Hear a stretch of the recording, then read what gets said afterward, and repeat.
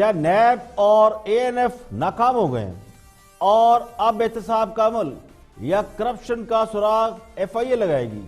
کیا حکومت نیب سے مایوس ہو گئی ہے، اس لیے نیب کے قوانین میں ترمیم کر کے حکومتی عمالداروں کو محفوظ کر لیا گیا؟ نیب کے ترمیمی آرڈیننس نے نیا پنڈورا باکس کھول دیا ہے، اور کہنے والے تو کہتے ہیں کہ نیب اور اے این ایف کی ناکامی کے بعد اب ایف آئی اے کو میدان میں اتارا گیا ہے۔ اپوزیشن کا موقف یہ ہے کہ نیب آرڈیننس کے ذریعے خان صاحب نے B R T, helicopter case اور مالم جبہ کیسز کو نیب کی گرفت سے آزاد کر کے انہیں این آر او دے دیا ہے، کیونکہ ہواؤں کا رخ بدلنے ہی والا تھا کہ نیب کے دائرہ کار کو محدود کر کے آرڈیننس جاری کر دیا گیا۔ اس آرڈیننس کے مطابق اب کرپشن کے الزام میں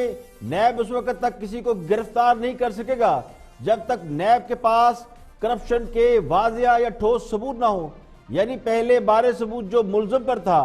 اب وہی بارے ثبوت نیب پر ڈال دیا گیا ہے۔ اور یہ بھی کہا جا رہا ہے کہ نیب بااختیار اور آزاد ہے، تو پھر ان کا کیا قصور جنہیں نیب نے پکڑ کر بارے ثبوت ان پر ڈال رکھا تھا، انہیں مہینوں قید میں رکھا اور ان کا میڈیا ٹرائل بھی کیا گیا۔ حکمران جماعت یہ کہتی ہے کہ آرڈیننس کے ذریعے نیب اور ایف آئی اے کے اختیارات کو الگ الگ کیا گیا ہے۔ نیب بنانے کا تو مقصد یہی تھا کہ ایف آئی اے حکومت کے انفلوئنس میں کام کرتی تھی، حکومت کا ماتحت ادارہ ہے، جبکہ نیب کو حکومتی اثر سے آزاد اور انڈیپینڈنٹ ادارہ سمجھا جاتا تھا، جس میں حکومت اور اپوزیشن رہنما مل کر نیب کے سربراہ کا تقرر کرتے تھے۔ اب پھر سے ایف آئی اے کو فعال کر دیا گیا،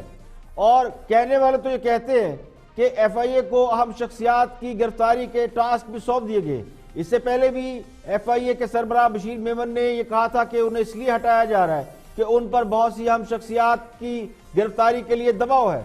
اب جو پیشیاں پہلے نیب کے ہاں ہو رہی تھی اب وہ ایف آئی اے کے سامنے ہو رہی ہیں۔ ایف آئی اے کبھی میاں جویل لطیف کو بلاتا ہے، کبھی اطاعت عالم کو، اور آج پرویز رشید صاحب بھی ایف آئی اے کے سامنے بھگت کے آئے ہیں۔ تو یہ بھی کہا جا رہا ہے کہ ایف آئی اے نئے ثبوت تلاش کر رہی ہے اور نئے مقدمات بنانے کی تگ و دو کر رہی ہے۔ اب سوال یہ ہے کہ اگر نیب کے بعد ایف آئی اے بھی ناکام ہو گئی تو کیا اگلا ٹاسک ریلوے پولیس کو سونپ دیا جائے گا کہ وہ اپوزیشن کو کرپٹ ثابت کرے اور ان کے خلاف مقدمات قائم کر کے انہیں سزا دلائے؟ نیب کے ترمیمی آرڈیننس کو opposition father of N R O قرار دے رہی ہے،